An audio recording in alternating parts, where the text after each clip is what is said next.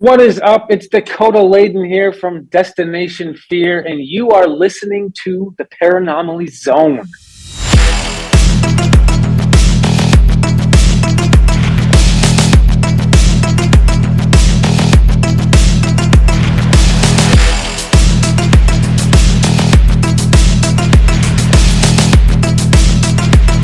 A ghostly apparition in the dark of night.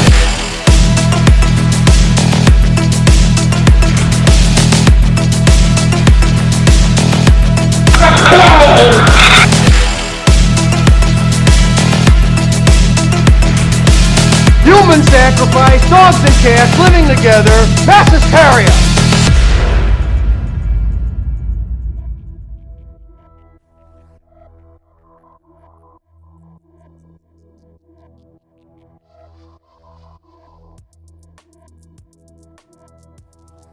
Mike, have you ever heard of the movie Poltergeist? That's one of my favorite movies. Oh, yes. Absolutely. Definitely in the top 10. And I loved Poltergeist too. Yes. Amen to that. I figured I'd start off the episode with a ridiculous question because I know, do our listeners, we all know very well that you are aware of Poltergeist and Poltergeist 2 and all the other, offshoots of the original classic. Poltergeist 3, do not waste your time. Right, sure. If you like even less than cheese in a movie. A little less than cheese, yes, I agree. A little horrifying. lower than cheese. Yeah. But if there's somebody out there that enjoyed it, more power to you. Heck yeah, I mean, to each their own. My goodness gracious. That could be the very favorite Poltergeist movie. Free who living. Knows how many. Well, the reason I asked that, though, Mike, because we have a potentially, if true, horrifying case of haunting paranormal activity, which we have heard played a not so small part in the influence of creating the original Poltergeist movie. Yes. We are talking about a series of events that were eventually canonized, memorialized, however you want to describe it, in the book The Black Hope Horror, written by Ben and Jean Williams, released back on May 1st, 1991. Ben and Jean, along with another couple, Sam and Judith Haney, claim to have experienced rather terrifying and horrifying. even more horrifying, fatal experiences. Horrifying. That's what I said. Emphasize the horrifying. Yes, but again, not to make light of a truly sad occurrence during these events, allegedly paranormal events. But yes, someone did lose their life, and was it related to this alleged haunting? We shall dive into some of the story. Well, the gist of the story, the meat of the story, so to speak. Yeah. And all of our listeners can come to their own conclusion, their own proverbial conclusions, or collective conclusion, I should say. Maybe we could turn this into a yay or nay episode. Well, sure, absolutely. At the very end of it, we could ask them and not hear any answers. Well, but that's still fun to ask. Yeah, it's fun to ask. It's about to the point of begging a wee bit. Just a little wee bit. No. Damn it, Mike, it's been far too long, man. This has been one of our longest dry spells in the history of the podcast. We have not recorded a new podcast since July 7th, and it is now August 15th. Thankfully, it's still the same year, but it's been well over a month, and damn it, I'm ashamed. I do take a lot of the blame for it. I have been incapacitated too many times. Nay. No one is throwing blame anywhere. Oh, no. Life happens, and you know what? As passionate as we are about the podcast, and we will always be passionate about the podcast, it sometimes needs to take the back seat. It just simply has to, because life is important, boys and girls. But we're back, Mike. We are back. Randolph. Sorry. God damn it. Leave me alone, Mortimer. Yes. I love our just absolutely off the wall movie references that hopefully some people get. Oh That man. was the great Don Amici and Ralph Bellamy, I believe it was. Absolutely it was. And if I am Yes. correct, that's from the 1987 comedy classic Coming to America. Yes. Their cameo appearance as homeless bums, given a large portion, a lump sum of cash by one Hakeem, played by Eddie Murphy. Anyhow, no one came here to listen to us talk No. about 1987 movies. No. But we will dive into this. It is truly creepy, a really, really sincerely creepy story. Again, if true, I mean, we have to throw out there, this has not been proven by any means. I don't know if this has ever been investigated by paranormal professionals, so to speak. I don't know. I'm a bit naive when it comes to that. But if this is indeed paranormal in nature, it's terrifying. It's creepy as hell. And Hell, all the things that supposedly have occurred in this story. I mean, they're all so many. They're common things. They can be common things that so many people experience, and there's no reason why this couldn't be happening here. Especially if the legend or the stories of the graves being built on is true. There's a lot of energy build up there. Oh, for sure. Yeah, and to be clear, when you say common, you're talking about like common quote unquote paranormal experiences, not just like Yeah, like a zombie, not like a zombie coming out of the ground. What? That's not common. What? I thought that was one of the first signs of paranormal activity. Yeah. No. This will be a really good discussion. But as always, as longtime listeners know, dingy ding dingy dingy ding ding ding. I don't know where Mike's dingy bell went, and he's looking for it right now as we speak. Dang, it's okay. You don't need it. Okay. It's all right. As longtime listeners know, we start off each episode of the Paranormal Zone. By the way, that's where you are, boys and girls. This is your weekly dose of all things, hell, you guessed it, paranormal, strange, and mysterious. My name is Patrick, and I am joined, as always, by my co-host with the ghosts, the paranormal poster boy himself. How did I describe you? Oh, yeah, the skelly-wearing rapscallion, Mr. Mike Carbno. It's good to see you, my friend. You seem to be feeling a bit up. You seem to be on top of your game tonight, and I'm looking forward to a good discussion. Yeah, I feel that I am so far. Don't ruin it for me. Okay, thank you very much. Did I ruin it by calling you a rapscallion? No, Corporal Cutie Pie, you didn't. Yes, Corporal Cutie Pie. Thank you, Patty Whack. Yes, good one. That's all I could come up with. Well, that's okay. That's okay. That's my Irish name. They call me Patty Whack. Oh, they call him Mr. Patty Whack over there.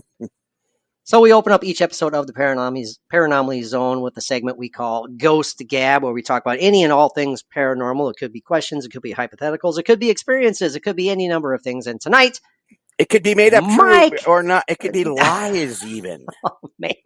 No lies here. So you texted me just casually, almost flippantly. You're like, oh, by the way, I have had 2 pretty damn cool experiences. I'm paraphrasing, and I hadn't heard of any new paranormal experiences that you have been part of, been witness to, and I am super excited to hear what the hell you are talking about. You before we started recording, I could tell it was on the tip of your tongue. You kept like trying to say things. I'm like, don't save it. Yeah. So it better be damn good. Well, I'm kidding. It's all good. It's all good. So what the hell? What has happened, Mike? Let's hear it. Well, okay. So the most recent one I will relate first. Oh yes. And I was out in the kitchen, doing my cooking thing and everything, and we're ghosts. That's what you heard. That's what you heard, right? Okay. No, actually. Anyway, the dining room, which is between our kitchen and living room, the light was off, but it was kind of dimly lit by a light out in the living room, and of course the kitchen light was on. And I glanced out real quick, into the dining room for, I don't know why, but I did. And I saw the perfect shape of a person, arms going, going up the arms to the shoulders and the head, like facing forward, like towards me. With And the torso and head. yeah, it was a shadow person. It was just pure, solid, that black, that impenetrable kind of black, No kidding. So that was really cool. Okay, so wait a minute. So you were in your living room and you peeked into the dining room. I was in the kitchen. You were in the kitchen and you peeked into the dining room. I peeked through the door. Your interest had been piqued, and you therefore peeked into the dining room. I took a wee peek out the door. I took a little wee peek out the door. Yeah, Oh, yes. But anyway, yeah, like I said, Mary was in the living room. The dog, and it seemed like it was standing. Like, did you see like? Yes, it was really like standing straight up and down. Okay, no, okay. You're not joking. You're not like. I always believe you. Yeah, I always believe you. But at the same, look into my bloodshot eyes. Believe. No, I always believe you, but my stupid brain always goes, okay, what could it have been? Was a tuxedo hanging from the rafters? I mean, what was happening? Yeah, well, out of my great grandfather's tuxedo from his marriage back in 1882. Did you see like did you see like legs or just like the torso on up? Okay, say that there's the head. Yep. And then you see the shoulders. Yep. The rounded shoulders, and then it went just straight down from that. Really? All the way to the floor? Well, it disappeared into the darkness. It was, because it was gotcha. darker Sure. by the floor. And I looked and I saw it. My mind registered it, but I looked away. And then I looked back right away, and it was gone. And it was just gone. That quick flash, So when you first saw it, you said it registered to you as like a shadow person.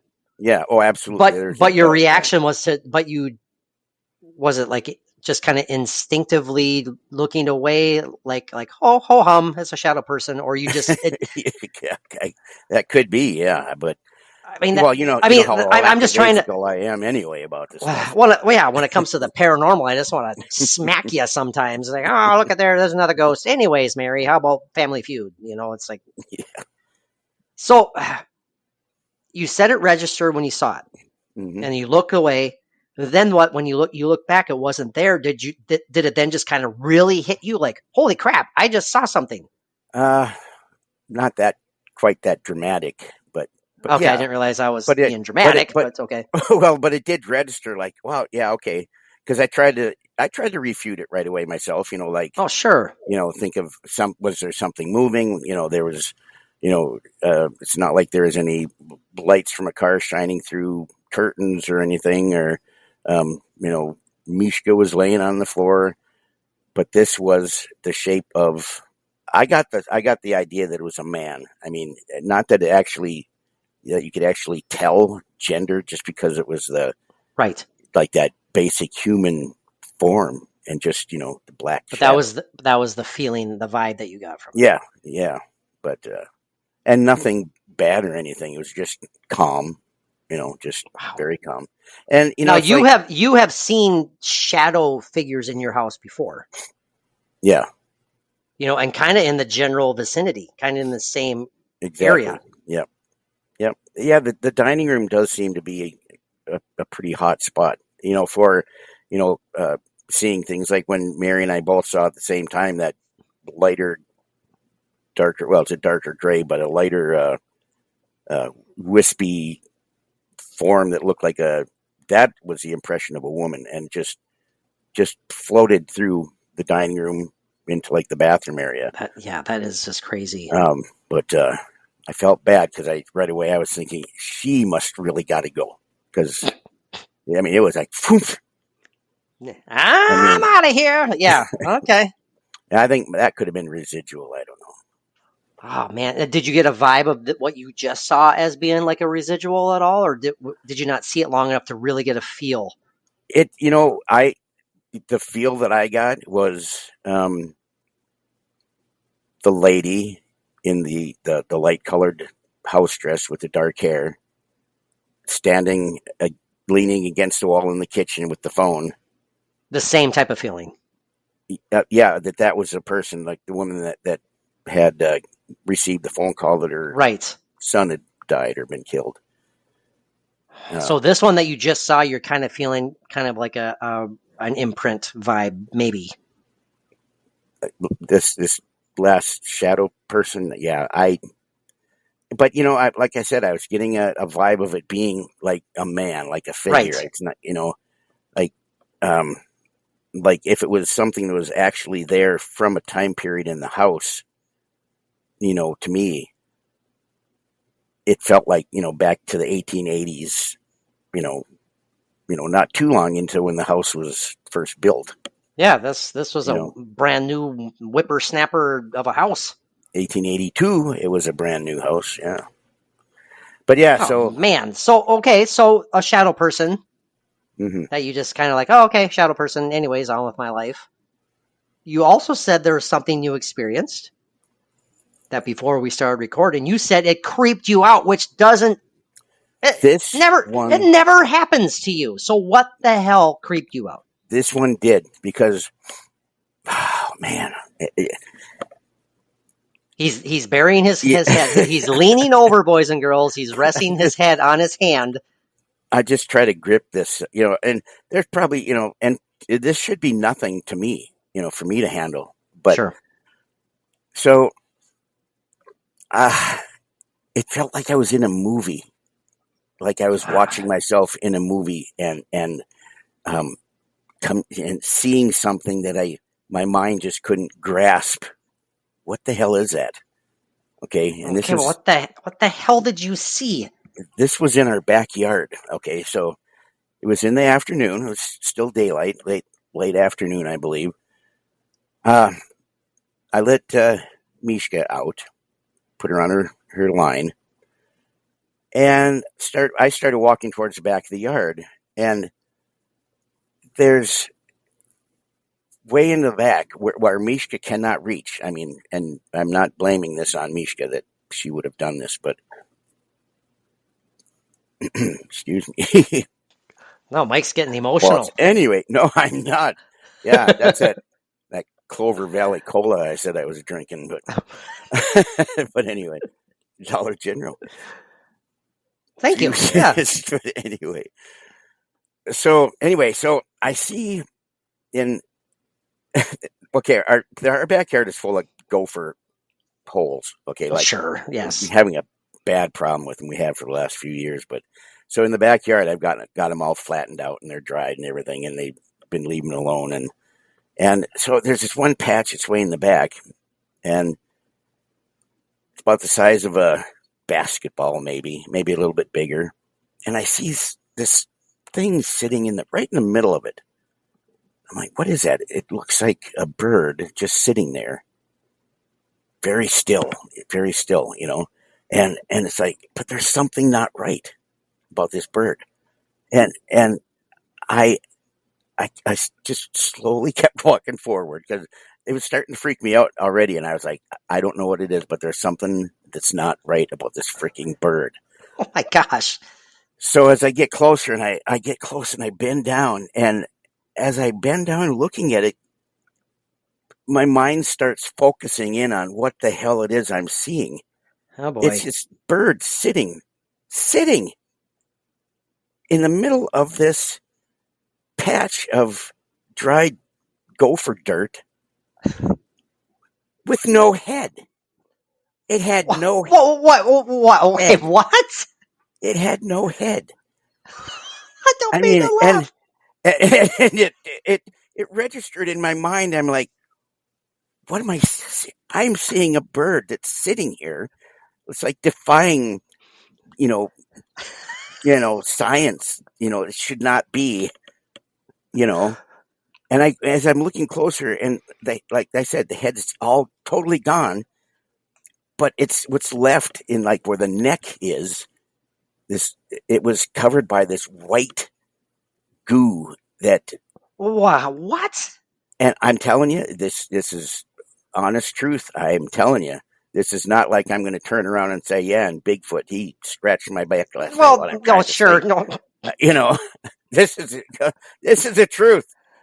And I know it wasn't Mishka, my dog. She couldn't reach out that way. And besides, this bird, it was a small bird, like a finch or something like that, or like a sparrow. Sparrow, sure. And for one thing, she wouldn't have caught a sparrow. And if she would have, She would have swallowed it. the whole thing would have been gone. Exactly. Yeah. Yeah. She wouldn't have daintily removed its head. No. And it really freaked me out. And then I just left it. You know, I wasn't going to pick it up or nothing. Wow. You know, I just heck? and That's I just let it leave my mind. And then a couple of days later, when I was out in the yard again, I thought of it, and I looked, and it was gone. It was like, I don't know, it was just gone. What the heck? So Yeah. it was like essentially it was like a tuft of feathers and wing. It was like the wings and the body, and then the only thing that was missing was the head. I mean, it's like it had like a tuft of feathers where, around the neck, and then where the opening would be where their head used to be. That's where this white goo was. It's like, what in God's name? Okay, we're not going to necessarily say that that's 100% paranormal, of course. Oh, I'm not saying, I don't care. No, it freaked the shit but out it's of me. freaky as heck. It's just weird. Yeah. I mean, that could be any number of things. I mean, I don't know. Do you have murderous squirrels in your backyard? Were the gophers taking revenge for, for you desecrating their homes? Well, we're gonna freak this old man out by decapitating this bird. Yeah, and I'm sorry if if that whole story was like ended up with a really bad letdown, but hey, it happened and it freaked me out. But it's just eerie. It is, yeah. It was sitting there, like it's sitting there perfectly. Yes, like it should have been able to fly away. I don't know. So okay, let's let's play devil's advocate here. Let's say that it is paranormal in nature, which we're not saying it is. Right. But exactly. Just for argument's sake, if that was paranormal in nature somehow, there's some warped flipping entities hanging out in your backyard that are sitting there doing crap like that. Let's place this beheaded bird. Let's place him right here in Mike's sight line to make sure he can see this damn thing, this morbid physical display. Well, I don't have a good feeling about that if that was paranormal in nature, which we're not saying it is. But. Exactly. But remember, about a month ago now that I had said that I had seen quite the orb. You did. That's right. In the backyard. And that's back where the headless bird was sitting. Okay, wait a minute. So you saw, you saw that fairly large, if I remember correctly, orb. It was pretty good size, bigger than during the day, size, maybe bigger. During the day, again in your backyard, and this was in the same spot that this headless bird appeared. Yeah, it was in that same general vicinity, that corner of the yard. And there also are 2 cats that have died and were buried in that corner as well. Wait a minute. I'm sure there are stray cats in your neighborhood. Oh, yeah, absolutely. Cats are known to be pretty, well, they like to play with their victims. They can be asses. They can be assholes. Yeah. They play with their food. So again, do you have some wickedly devious kitty cats roaming the Enderlin streets? Well, like this badass gang of cats. Got their leather coats on and their shades. We have the next best thing. We have just 2 doors down. There's a couple of black cats that are. Goodness! They pretty much have the neighborhood. But the thing is, also, is that the cats don't come in our yard. Mishka, Well, I mean, yeah, I mean, you don't know they that. know. You They don't know know. that. Yeah. They could still come in there, and they could be. I'm just saying, Hey, it can happen. That could happen. But would Mike. it You be? remember one of the times I visited you, and on our drives to Giant Rock, a bird decided to commit suicide, and it flew straight into the grill of my truck. Yes. And so the dead bird was still stuck in my truck when I returned to your house. Yeah. And when I removed the bird, I just respectfully laid it on the curb. And it was a good sized bird. And it was gone the next morning. It was gone. Yeah. Something came along and drug it away. Yeah. Yep. Yeah. Yeah. I don't know. Hey, like I'm That's saying. still morbid. That's still creepy, though. It anything apart from paranormal, whatever, it still was just a weird thing. Ugh. And because a part of it being so weird is how I was reacting to it. My mind was like, for sure. It wasn't registering. I was like, what the hell? That's just something you don't see every day, and you don't want to see every day. That's no, thank you. Oh, we have audio of Mike's reaction when he saw that bird. Ow! Ow! Yeah, there it was. Okay, sorry. All right, Mike, we got to dive into the meat of the episode here. So, how familiar were you with the story of the Black Hope horror, Mike, /haunting /terror, whatever the hell I'm going to end up titling this episode? I had heard of it, but I hadn't really dug into that story very much, so I didn't have know a lot of details. And I did have an idea that it was supposed to be, that Poltergeist was supposed to be loosely based on it. Yeah, keyword loosely. Yeah. Yes. Oh yeah, sure. There are definitely similarities. Definite similarities. Yeah, sure. You can see where the storyline could come from that. Yeah. Yeah, and fans of the movie will recognize them as we begin to share some of the story. But we're going to dive into this and let's talk about it as we go along. Does that sound okay to you? You rapscallion, you? Yeah. No, patty whack. Well, this alleged haunting took place in the early 80s, Mike, way back in the day, which to you and me is just like yesterday, but to other people, that's like, holy crap, people were alive back then? For our young listeners. Yes, did they have electricity and running water back in 1982? Oh, my God. Yeah. Yeah, we have a large 11 to 13 year old listening base, I'm sure. I don't know. This took place just outside of Houston, Texas, in the Newport area. Yeah, Houston, Texas, outside of Houston, Texas, in the Newport area of Texas, as I said, in the early 1980s, in a neighborhood filled with fairly upscale homes and the manicured lawns, as it is described in the article. Nice and tidy. Nice and tidy little lawns, yes, sir. And I will not read this in an English accent, so... Oh, but please do. Pretend you're sitting out in the garden. Well, anyway. I could read it like Paul McCartney, No. Back in the early 1980s, Okay, I'll stop. Get on with it. Sam and Judith Haney, as I mentioned earlier, is one couple we are going to be sharing their experiences with, along with Ben and Jean Williams. Now, the book, The Black Hope Horror, was in fact based upon Ben and Jean Williams, their experiences. And we're going to share both of these couples. They both moved into the same subdivision, and they both began experiencing some, well, let's call them odd, unexplained events. The fun ones. I wouldn't call them fun. Oh, they are, though. They can be very fun.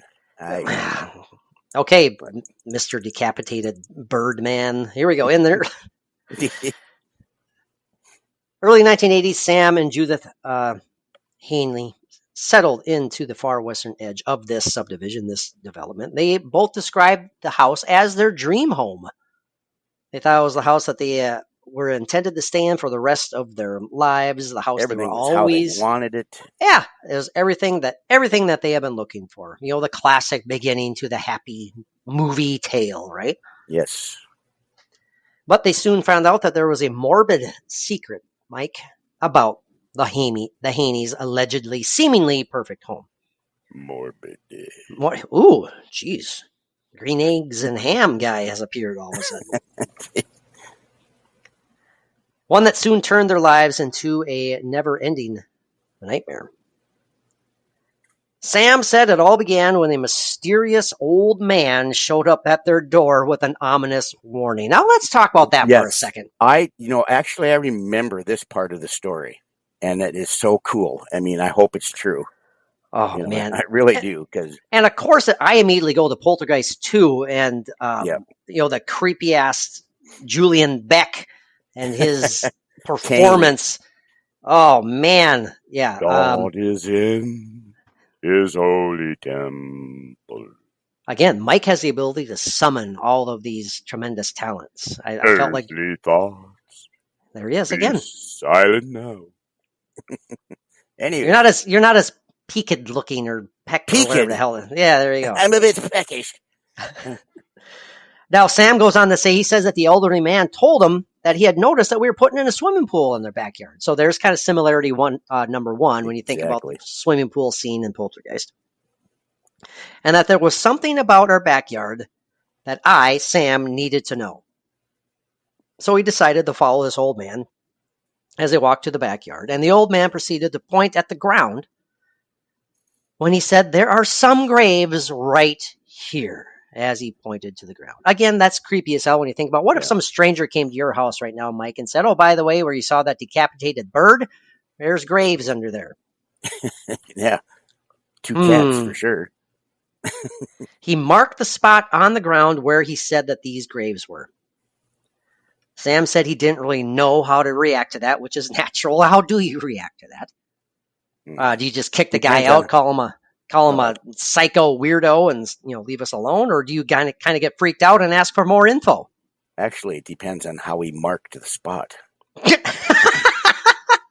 would really depend on how I would react to it. But, he's here zip. If it was a territorial thing, then he's got to get the hell out.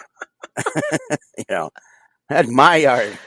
Oh, okay. Now I got a horrible vision of Julian Beck urinating, so I need to get that out of my head right now. The poor talented man. Oh, very talented, very talented. Of course, Sam said he didn't know if the old man was joking or not. He couldn't understand why someone would want to joke about something like that.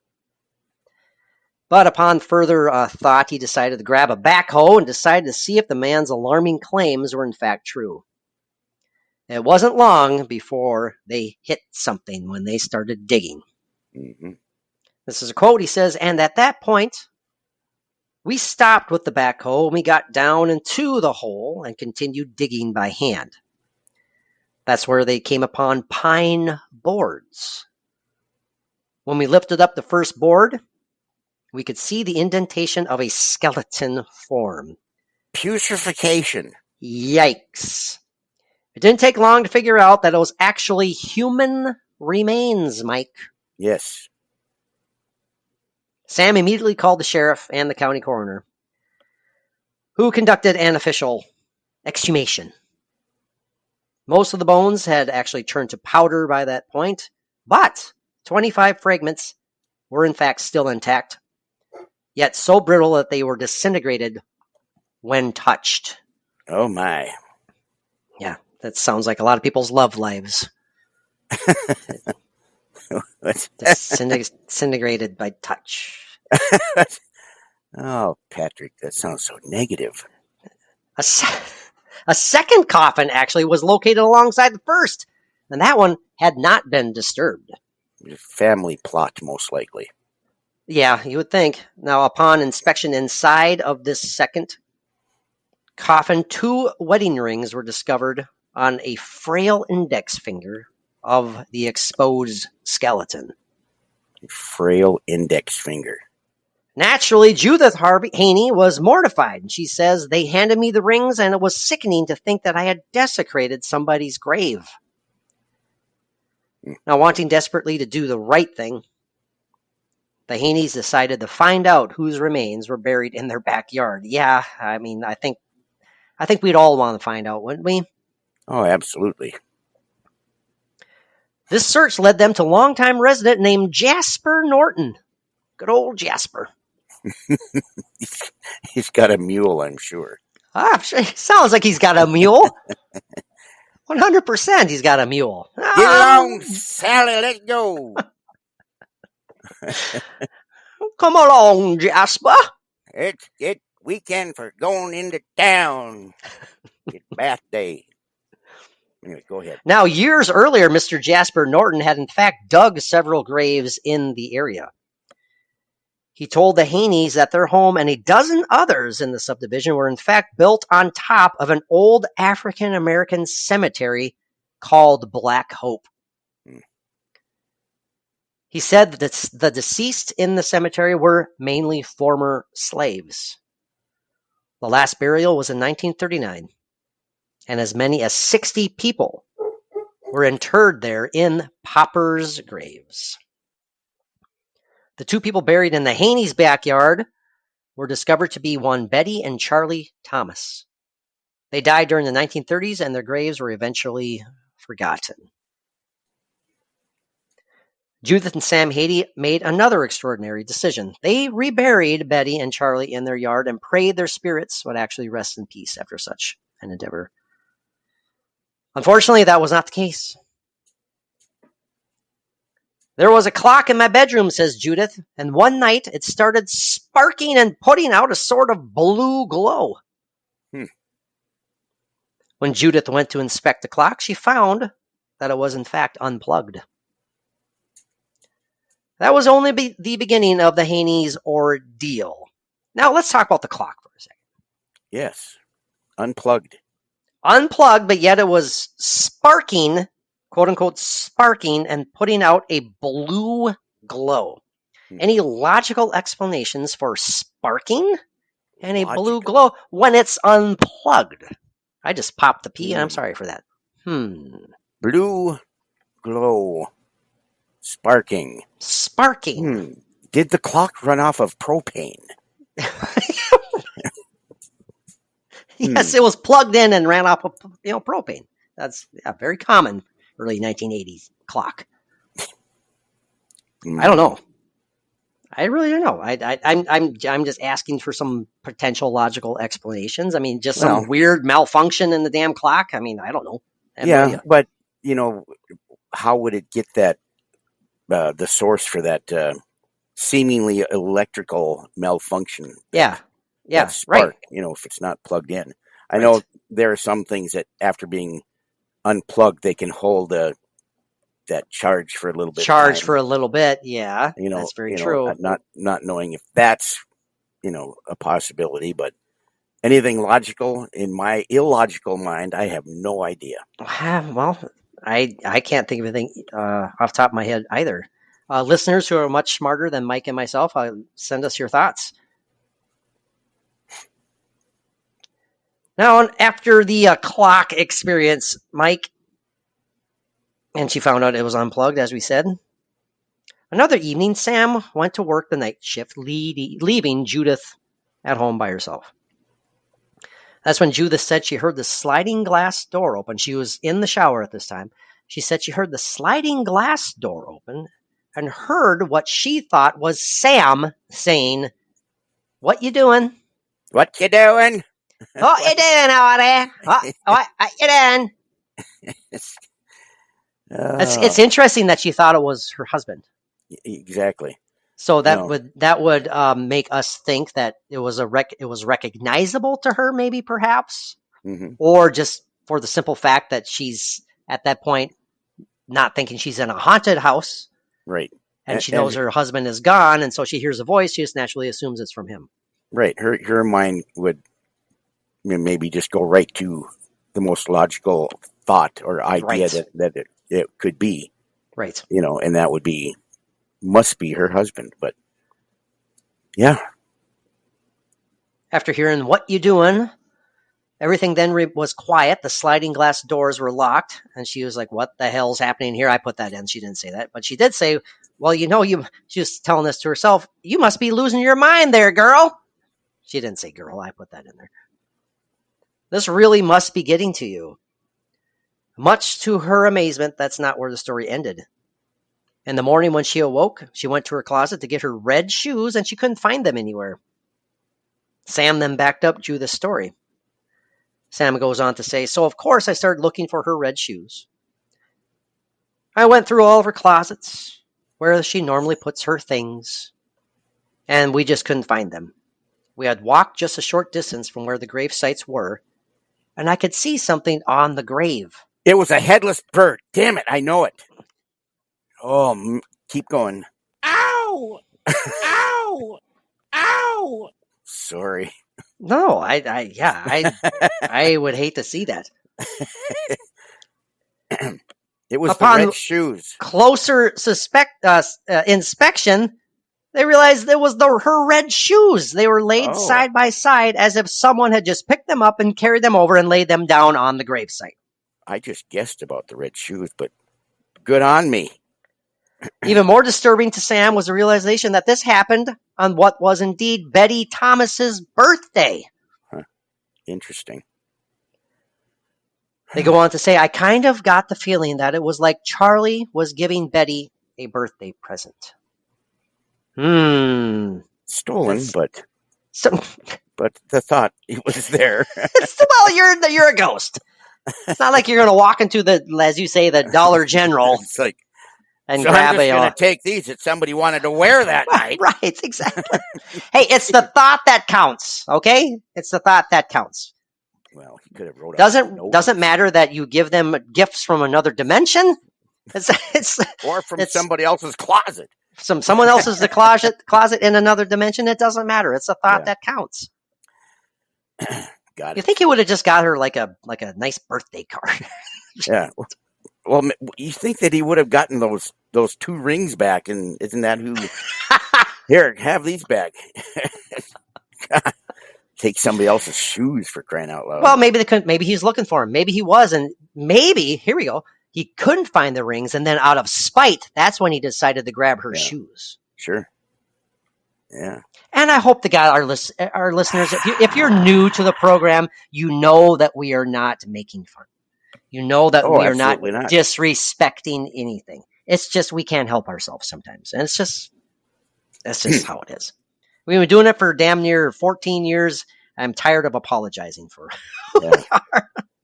We are actually Mo and Howard from the... Yes. Yeah. Very much. Larry. Judith said she felt she knew what was going on. This is a quote. She says, I began to come to the realization that this was not at all in my mind, and that this had to have some relationship to Betty and Charlie's graves being disturbed. Their spirits were saying this isn't right. Now, as I mentioned earlier, the Haneys were not alone in their paranormal experiences. A dozen of their neighbors or more also reported seeing lights, unexplained lights, televisions and water faucets that would turn on and off on their own. And that's a weird thing to have happen. Oh, very weird. And also, which is even more weird, I think, is our unearthly sounds. And get this, supernatural apparitions. Yeah. The unearthly sounds I hear around here, I blame them on Mary. Well, she knows that. She does. And I'm sure she heard me. Well, this is what you sound like coming out of bed.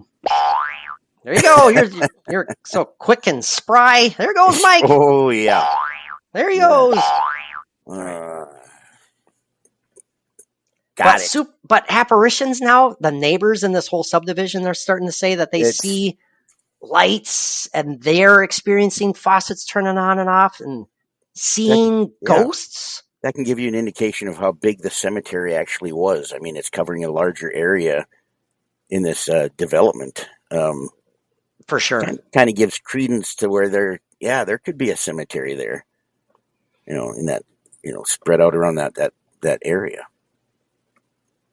Some of these events, Mike, are even becoming malicious at this point. Like the Haneys, Ben and Jean Williams, who we had mentioned earlier, thought that they had found their suburban dream home. But Jean said she never felt at peace in this house. After we moved, this is a quote, of course, everything changed. When I tried to plant new plants, they just would not live, no matter what I did. Fertilizer or whatever. They still would not live. And I constantly had a foreboding feeling, a feeling of things are not right, or something bad is about to happen.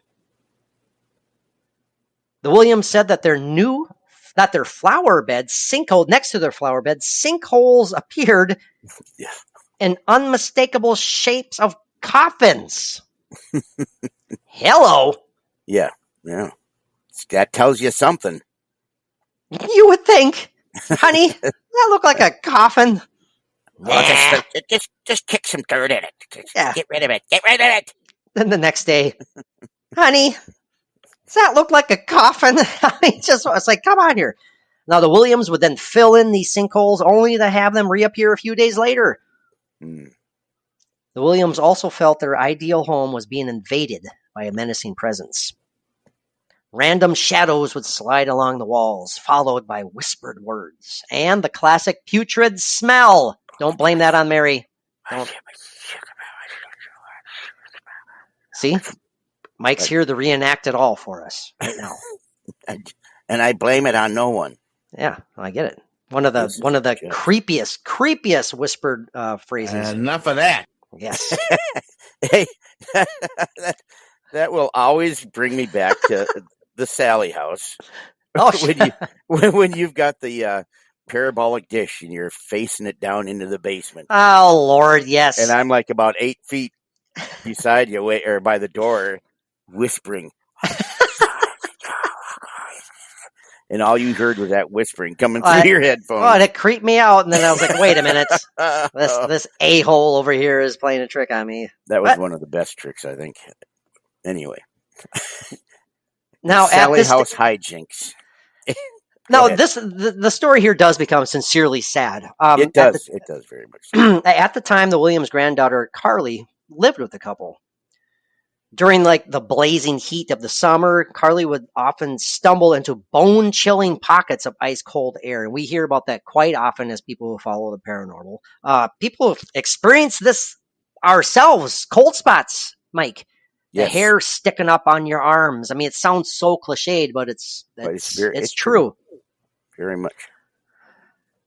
She would go on. Carly would say that it would be a very, very chilly day, and you'd have this feeling of foreboding, or just like something wasn't right. Anywhere in the house, you'd have a feeling that you were not alone. Somebody was watching you. It terrified me to be in the house by myself. The toilets used to flush on their own. As the water went down, I could hear. It was almost like conversations. Coming out of the toilet? The sound of the flushing sounded like a dozen voices coming This out is of a hell. separate experience. Okay. Separate. You didn't segue very well with that. I'm reading it verbatim here, so Okay. yes, you can blame Carly here. My bad. Okay. The toilets used to flush on their own. Period. Pause. Wait. Then off to see the wizard. Then she says, as the water went down, I could hear. It was almost like conversations. So yeah. As the water went down. But she didn't specifically say from the toilet. Well, where the hell else is it going to be coming down but from? It's just during about flushing a toilet. It's during the flush. It's not saying that it's coming directly from the toilet. Okay. You see what I'm saying? She flushes so it could be the toilet. pipes. It could be the pipes. Yeah. Or it could be up in the upper right-hand corner of the ceiling. You never know. It just happened at the same time. Happened at the same time. Well, then you don't even need to mention the toilet part. Again, I'm reading it. That's me. There's no Jeez, Mike's just getting touchy over a paranormal toilet. I'm getting possessed. Anyway. She went on to say you could hear people murmuring to themselves. It was as if a presence or spirit or something was there. Something that wanted to be heard. It wanted to let me know that it was there.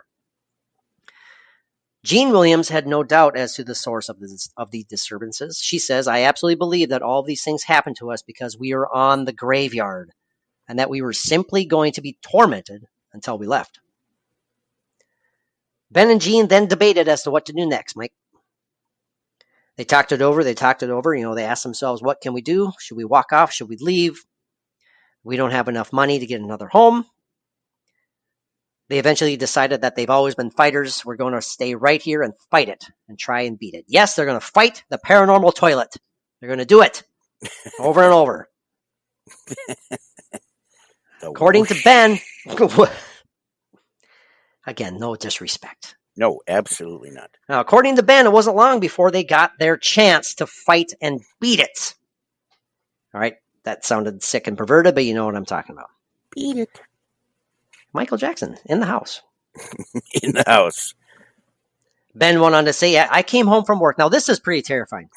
He said, I came home from work around 10 after 12 from the midnight shift, and I walked straight to the kitchen, opened the refrigerator door, and that's when I saw two ghostly figures. They went straight backwards into the den. They started heading right down the hall to Jean's.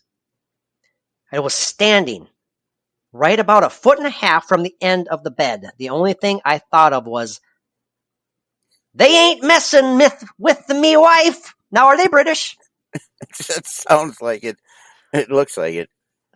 Ain't They messing ain't with me, messing. wife. I ain't messing with me wife.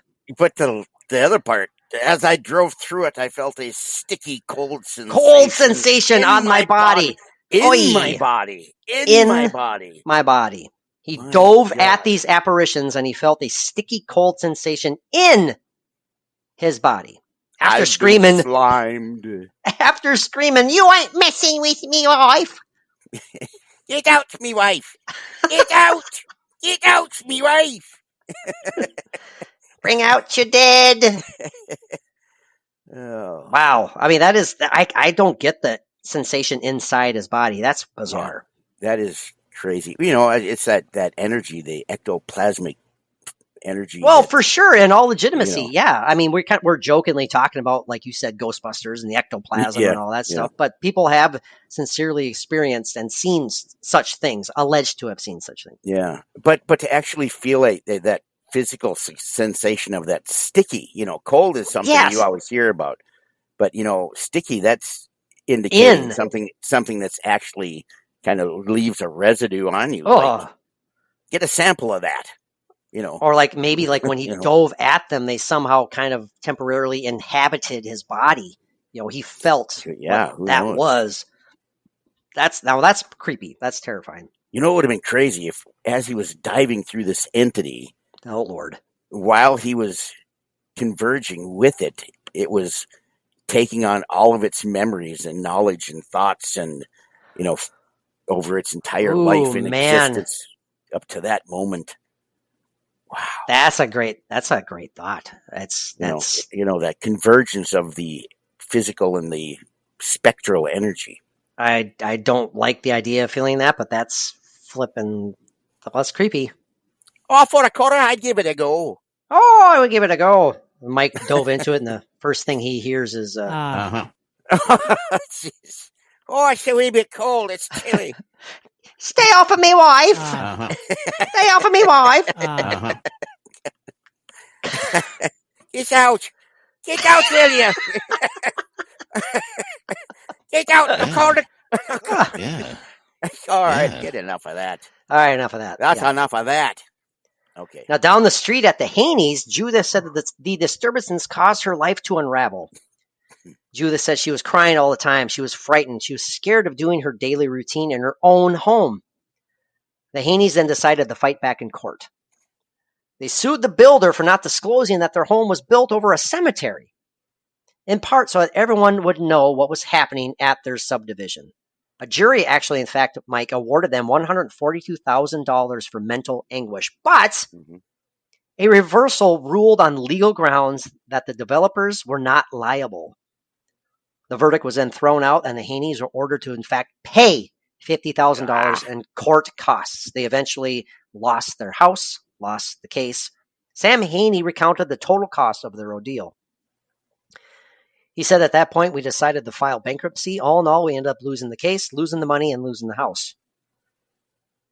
The Williams also explored legal recourse, but they said that they were told that without definitive proof of a cemetery on the property, nothing could be done. It was then that Jean made a decision that she says she will forever regret. I'd take him and throw him down in my unfinished pool. Heck, yeah, for sure. Down there with sorry. JoBeth Williams and all that rain and all the bodies start coming up and everything. And Oh, that was the last straw when they said, "You want a body? I'll show you a body." This is what Jean was said, well, what she was said to have said. So I thought to myself, I can dig about 2 feet a day, and I know that I would eventually reach a body. But soon after she started digging, Jean felt ill. Her adult daughter, Tina, volunteered to finish the job. After digging for a half hour, Tina also felt ill. Carly, the aforementioned Carly, was also there that day. She went on to say, I remember her saying that she felt funny. She was getting dizzy as well. She put the shovel down, she went back inside, and she just laid down on the couch. She said, Mom, Daddy, I don't feel right. There's something wrong. The last thing I remember her saying was, Mommy, take care of my baby. Take care of my baby. She looked so scared. While waiting for paramedics to arrive, Jean tried to keep her daughter conscious. Almost immediately, her eyes started glazing over, and I was talking to her, trying to talk her out of dying. Please, Tina, talk to me, please. And all of this time, her eyes were changing until they got to the point where I knew that she wasn't responding at all. Tina had suffered a massive heart attack and, in fact, passed away 2 days later. See, again, a truly sad, tragic event. Very. Connected to these potentially paranormal experiences. Right. Was it because of a curse? Jean said that she felt burdened of blame. She said, I realized I had desecrated another grave, and now that I am paying for it. I told Ben, we have to get out of here. It doesn't matter what we lose, we have to. I knew if we didn't, that I was not going to make it because my fight was gone. I could fight no more.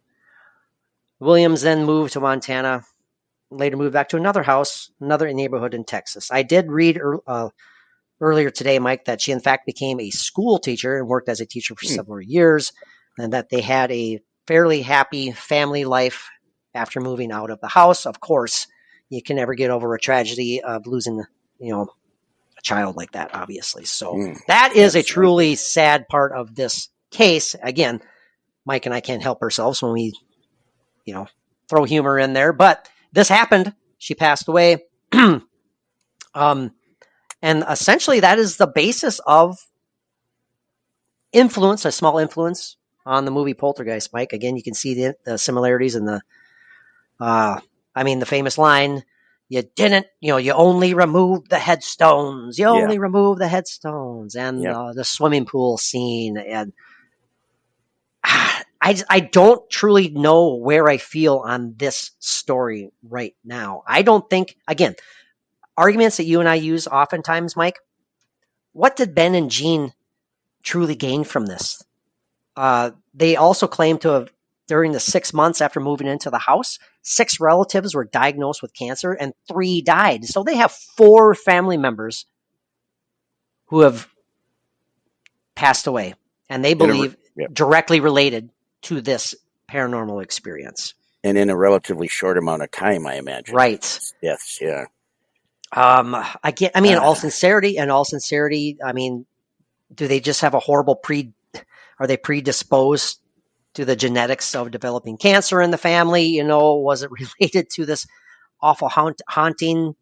Were these disturbed spirits truly, I don't know, I don't want to say seeking revenge or fighting back and laying this curse upon these families? I don't know. Where do you sit on this, Mike? Yeah, it's something that I believe could happen. You always hear about and how many, native burial grounds have been decimated and built on. And there's always, things that come up from that. It seems like this would be in that same kind of case. I would believe it just, and it was for the greed of money, saving money, which was another, reference in the movie. I believe. Oh yeah, for sure. For sure it was. They're trying to sell the homes or trying to, or even rent the homes, and they're not letting people know where the homes were in fact located. Exactly. Again, what did Sam and Judith Haney gain from this? What did Ben and Gene Williams gain from this? Yeah, they wrote a book, and a lot of people accuse them of just simply trying to capitalize on something that didn't happen. They went bankrupt. They lost the court case and they were desperate for money. That's what a lot of the kind of the asshole cynics would say immediately. They're just talk about money grabbers. That's what they've been accused of. But Mike, that was over 3 decades ago. Yeah. And to be honest with you, I wasn't familiar with Ben and Gene Williams. I mean, have they gained any fame from this? Absolutely not. Right. If anything, they've gained negative notoriety. Mm-hmm. Sure. I don't know. I want to believe. I want to believe in this. And the fact is, they did truly suffer family tragedy, and you can't overlook that either. Yeah, that's a documented truth there. I mean, again, was it related? Directly related? Was it a cause, a result? Of a haunting? I don't know. Yeah, and did the curse become even more widespread when it transferred into the movie franchise? Man, that's a whole other argument too. A whole other, storyline. No pun intended, right there. Absolutely. It just a lot of things went on. A lot of people. It could be very much coincidence, but hey, who knows? So, I mean, before we wrap it up here, Mike, and thanks for making it work, man. This has been a blast. Finally returning for a new flagship episode. And we are going to, I think it's safe to say, we are going to record a YouTube exclusive episode soon. That will happen. The plan is this weekend, and let's stick to the plan, Mike. We need to do that to keep our growing YouTube subscriber base satisfied. They want to see our lovely, handsome, or potentially hideous faces. I mean, I don't know which. Hey, I love doing video. I feel like I do not have a face for video, but people can see that. They can look at me and go, that's what that looks like? Oh, stop. You stop. You stop right now. Stop just an old man wearing a scally. No, you're a rapscallion wearing a scally. Get that straight. Yes. And my name... I'm just quickly double checking the articles here because I thought I had an extra tidbit to share. Tidbit? A tidbit, but maybe not. Tidbit. Like a TV. Yeah, because there are links to the actual published newspaper articles of, like right here, July 3rd, 1987, jury awards $142,000 for Poltergeist house. I like how they refer to it as Poltergeist house. Yeah. House built over graveyard, jury awards couple. Samuel and Judith Haney versus Personal Company. So, I mean, this is real stuff. There was a made-for-TV movie, Mike, called Grave Secrets that was based upon this case. I may have to hunt that movie down. That's kind of interesting. I think Red Skeleton and William Dafoe were. Red Skeleton was in it even. How apropos is that name right there? No, it's Red Skeleton. Well, like I said, a William Dafoe, and so I wasn't really saying that correctly either, was I? Willem. Yes, it is Willem. Mike, final brief thoughts on the Black Hope horror. Do you buy it? And I'm not saying that in any disrespecting. I don't mean to sound disrespectful by saying, do you buy it? I mean, your vibe. You feel this is a legit haunting? Well, like I was saying, it's something that I think can definitely happen, and the possibility of graves having houses built over them is a possibility. But to think, I like how you said that. I like how you said that. Can I quote you? Yes. You said the possibility of houses being built over graves is a possibility. It is a possibility. Yes, but I was going to explain further that possibility. But I probably threw you off now. Dang it! I'm sorry. oh no, you didn't actually. Oh, good. The Geritol is working. Oh, wonderful. No, I don't take Geritol. No. But anyway, but then there are questions as well. Okay, you've got to dig at least, even if you're not putting basements in, you got to dig for a foundation. It's the solid foundation for a house. For sure. Yes. Like they're finding a skeleton like when they're digging their pool, but why weren't skeletons being found? When the houses were being built and things were stopped. Right. The company that did it covered it up, just like in the movie. So there's another reference to the movie. Oh, I like that. Yeah, exactly. Exactly, Mike. Thank you for bringing that up. It was like, oh boy, I bet you there's probably honest workers, hardworking guys who are doing their job, and they let their bosses know. The bosses let the higher ups know, and they said, keep digging. We're not going to tell anybody. You're not going to ruin this multi-billion-dollar deal. Oh God, that's such an awful truth. You know what happens. Oh yeah, you know what happens. It still probably happens. Yes. Oh man. Mike, I'm going to say it, and you know how I am. I believe this story. I really do. I'm going with my gut. I'm going with my personal vibe. And this is from Mr. quote unquote skeptic man here, open-minded skeptic. But I feel like this is a legit haunting, for lack of a better term. I think just because there's tragedy involved, and the families basically gain nothing from this. They were rewarded $142,000, but guess what? That was reversed, and they ended up paying $50,000 for the damn court costs. So is this a belief by pity thing for you then, or what? No, I don't. No, definitely not a belief by pity. I'm just kidding. No, that sounds like an album name or something. Yeah. I would say absolutely not a belief by pity. This is a belief based on just my personal vibe. I can't think of another way of saying it. That's as good enough a reason as any to go with. Yeah, because I feel the same way. I really do. So we both, if this was a yay or nay, no shades of gray, we'd both give it a yay. I would give it a yay. Yeah, but so the what bones would have to have been collected and deposited or destroyed or carried off and hidden. Big cover up. Big corporate cover-up. Man, and which is sad. A sad reality, potentially. Yes. Listeners, what do you think? All of our awesome, loyal, and hopefully new listeners out there, we appreciate each and every one of you. If you've made it through this entire episode and you enjoy the content, no better way to support the podcast, if you care to do so, than by giving our Patreon page a shot. Yeah, we have a load of Patreon-exclusive content available.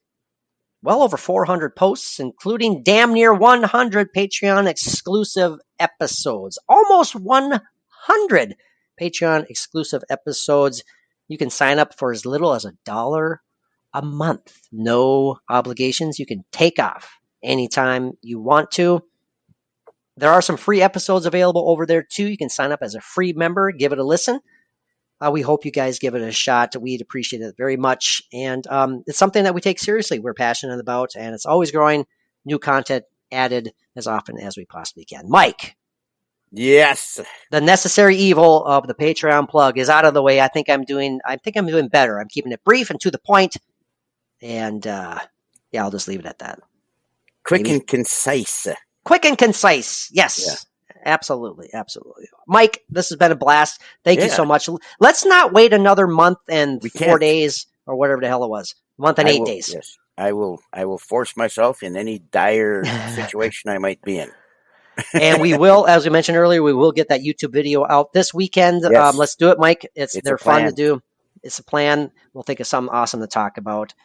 Until next time, Mike, what do our Patreon pals, not Patreon pals, what do our podcasting pals, and our Patreon pals, so all of our paranormal pals out there, what do everybody out there need to do? Peace out.